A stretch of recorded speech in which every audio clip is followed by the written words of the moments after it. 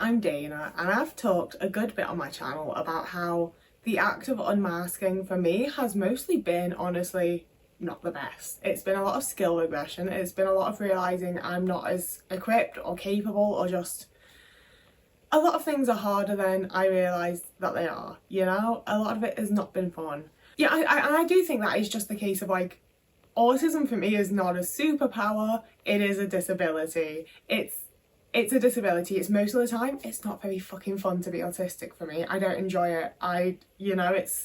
It's a struggle and it's difficult, but I deal with it and I feel better by talking about those elements online and finding people that are able to relate. But today, I'm really fucking anxious. I'm not having a fun time. I'm not enjoying my life. And I don't want to make a negative video. I've gone through all of my little ideas and I don't want to fucking talk about any of them.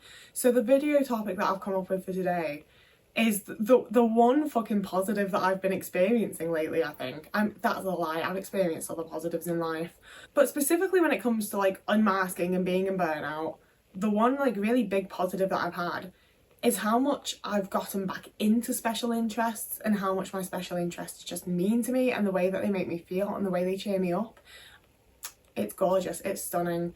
To be truly entirely honest, the one part of being autistic I like is the way that I enjoy media, the way that my special interests hit for me, just the way it all feels and the way it affects me is so fucking everything, you know? Like, I wouldn't give that shit up, you know? My special interests have always been like the number one most important thing in my life, and I think that like past partners and people could tell and didn't necessarily like that, but just nothing brings me the same amount of joy and comfort that my special interests do.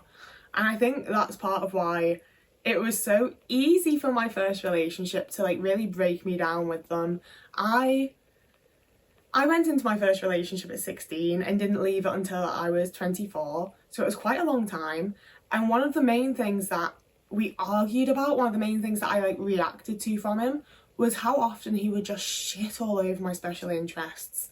Any show that I liked, any music I enjoyed, any of it, it was shit. He didn't care about it, it wasn't interesting, it wasn't good, it was just some absolute crap. And he tried very, very hard to teach me what the good things are and to get me into things that are worth being into. To be entirely honest with you, that's the experience I've had from men. Like, whenever I've gotten close to a man, he's been very like, oh, you like David Bowie and the Beatles and Foo Fighters? Not anymore, listen to this. And some level of it I do think is that they like that and they want to share it with me, but there's always been this level of like, your thing isn't good, like my thing is not worth enjoying, it's not worth liking. They can teach me what to actually enjoy, they can teach me what the right thing to like is. And as it happens, especially at 16, I was desperate for validation. I was desperate for the people that were telling me they loved me to like act like they loved me. I just fawned all over it, you know? And there is also a level of, I want to hear about other people's interests, you know?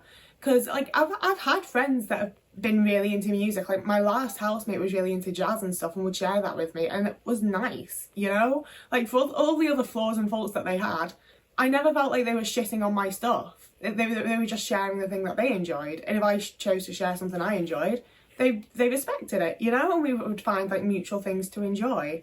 You know, like I have very much learnt the difference between like enjoying things together and learning about each other's interests, and when people are just really fucking putting my interests down and making me feel like I shouldn't enjoy them. And unfortunately, I don't know so much now because I just haven't been in that situation for a good while and I've reflected on it and I'm much more aware of it.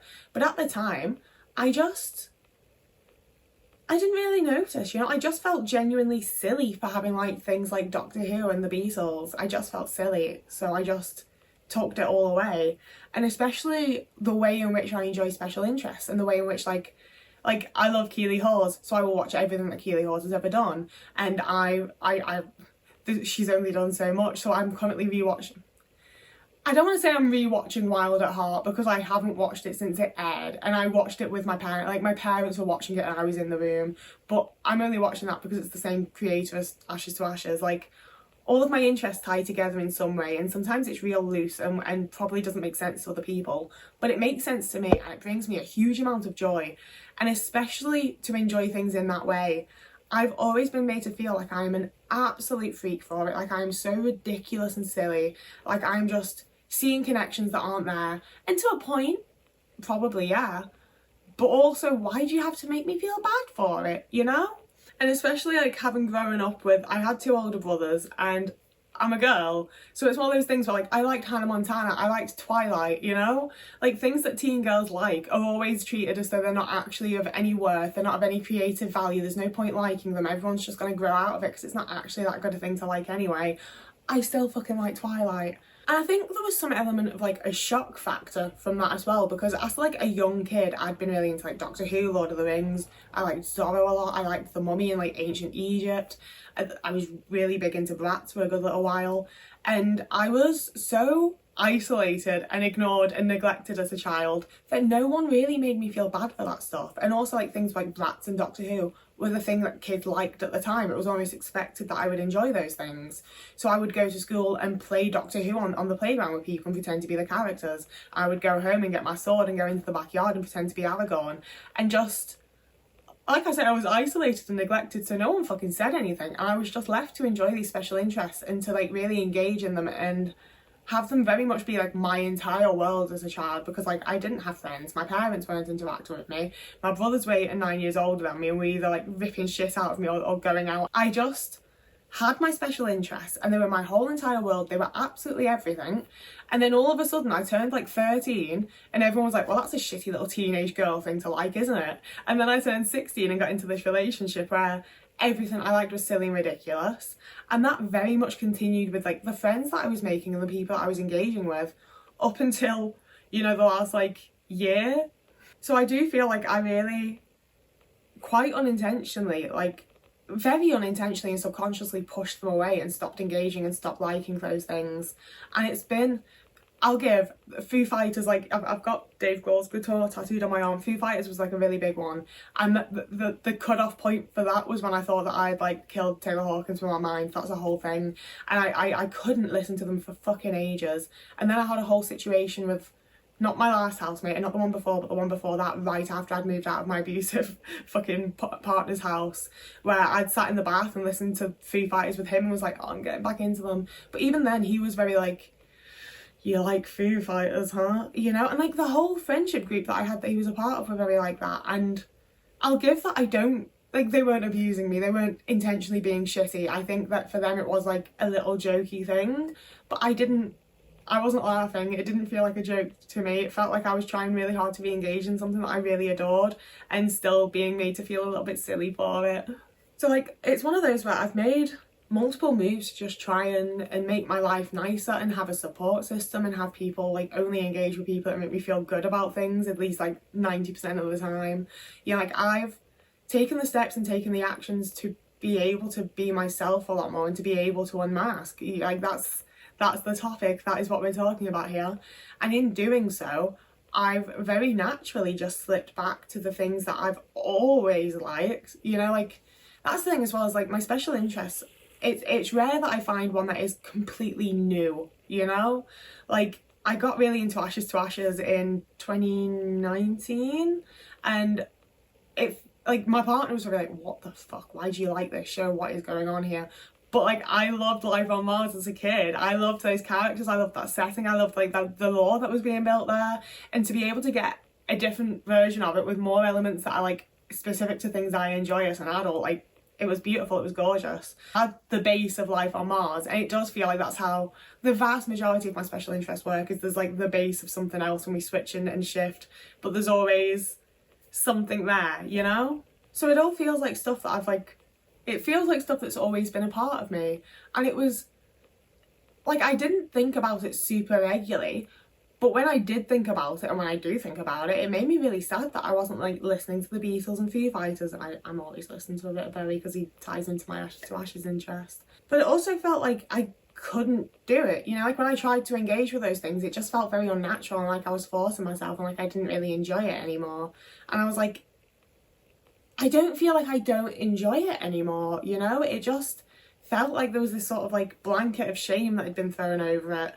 And I had to get under there and be in the dark with it as well, and it wasn't enjoyable anymore. And I think it's been a lot of unmasking and healing my trauma from my abusive relationship and dealing with the way, like, I do care how people perceive me. I hate it when people are like, I don't care how anyone sees me. Like, yes, you do. Like, at least a little bit. Like, I feel like everybody does care at least a bit, and I absolutely do. But I also don't care about the people that see it negatively, I suppose. You know, like, if someone wants to shit on me for the things that I enjoy, I'm just like, why are you trying to steal my joy? What's up with that? Don't do that. And that was definitely not the stance that I was able to take like a year ago or 2 years ago. Like, there's definitely more than one element that goes into me being able to enjoy these things again and really like feel like they're a part of me. And like I don't, it's one of those where I've had I lived in Liverpool for a while a bunch of this was happening. I heard the Beatles all the time. When I first moved to Liverpool, I'd hear a Beatles song, I'd immediately have a smile on my face. I would like, it's the thing of, I've always, I'm not a dancer, I don't necessarily want to dance, but I do a shoulder stim quite a lot. Like, I move my body in little wiggles and little stims, and that comes out at times when I'm listening to or like engaging with special interests. And I think it's one of those things where I sort of have to have like the inner confidence and the inner awareness and around who I am as an autistic person and the way that I behave as an autistic person, to be able to like drop the shit that I have around it all, to be able to just actually enjoy my special interest, you know? Like, I have to be able to stim with it. I have to be able to like unmask my emotions and actually feel the things that I like make me feel. You know, like, that's where I've really, really enjoyed watching Ashes to Ashes with the Discord and getting to share that with people and getting to see other people's reactions to it. I absolutely want to do a rewatch with you guys, like, probably. I feel like we could do maybe 2 more shows after Lucifer that aren't too long, and then back to Ashes. But it's also a unique experience for me to be watching that with other people, because when I watched it with people in person, they very clearly weren't fucking into it and thought I was being a bit silly and being a bit over the top and over dramatic, and it's just, it's not that good, honey, calm down.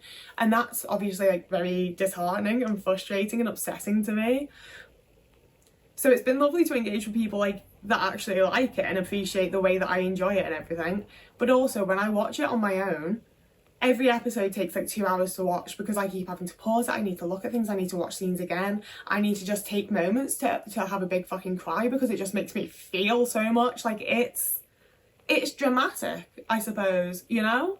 And it's the kind of thing that other people would see, like my parents, partners, things like, I say partners, I've only had 2 partners, and the second one was like fine and normal. It was just my first partner that I was in an exceptionally long fucking relationship with. But they would make me feel like I was putting on such an act when I just behaved like myself. Like, me just enjoying my special interest in the way that is natural to me to enjoy my special interest was, I was treated as though I was being so overdramatic and putting on this big show and trying to make out that I love it so much for other people, when like, it's just how I react to the thing that I really fucking love. And the more that I talk, the more like I feel like I am just saying, like, people made me feel really fucking silly, and it's taken so much effort to be able to deal with all the reasons that they thought I was silly and be like, actually, they're autistic traits and you can go fuck yourself. Why have so many people been so shitty to me for fucking enjoying things? And why have so many people thought that me expressing my emotions in my own fucking house with one person that I'm close to is an act? What am I... Ugh. It's fine. Yeah, I'm ending it there. I feel like I've said everything that I have to say, maybe? As always, I'd love to hear your opinions on this. I'd love to hear about your special interests. You can have a little info dump if you're someone like me that hasn't often had the space in which to be allowed to just info dump freely. I'd love to hear about your special interests. I think this is largely just like, I do very much use YouTube as the place to get like the negative stuff out a lot of the time, and I think that massively benefits me. But I think that also, you know, that's all that you guys see, and it sort of puts across that I'm living this really like, I'm scared that it puts across that I'm living this like really horrible, sad little life.